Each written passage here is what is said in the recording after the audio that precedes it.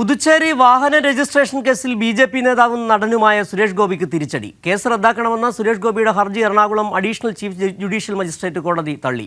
വ്യാജ മേൽവിലാസം ഉപയോഗിച്ച് പുതുച്ചേരിയിൽ 2 വാഹനങ്ങൾ രജിസ്റ്റർ ചെയ്ത് നികുതി വെട്ടിച്ചുവെന്നാണ് സുരേഷ് ഗോപിക്കെതിരായ കേസ്. 2010-2016 വർഷങ്ങളിൽ സുരേഷ് ഗോപി 2 ആഡംബര കാറുകൾ വ്യാജ മേൽവിലാസമുണ്ടാക്കി പുതുച്ചേരിയിൽ രജിസ്റ്റർ ചെയ്തു എന്നതായിരുന്നു കേസ്.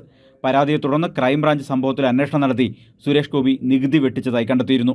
സംസ്ഥാനത്തിന് 30 ലക്ഷം രൂപയുടെ നികുതി നഷ്ടമുണ്ടായെന്നായിരുന്നു ക്രൈംബ്രാഞ്ചിൻ്റെ കണ്ടെത്തൽ.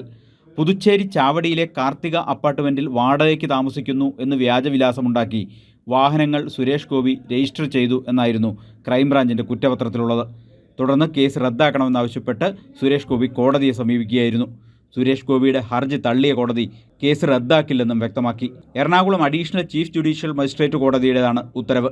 കേസിൻ്റെ വിചാരണ നടപടികൾ മെയ് 28-ന് ആരംഭിക്കും.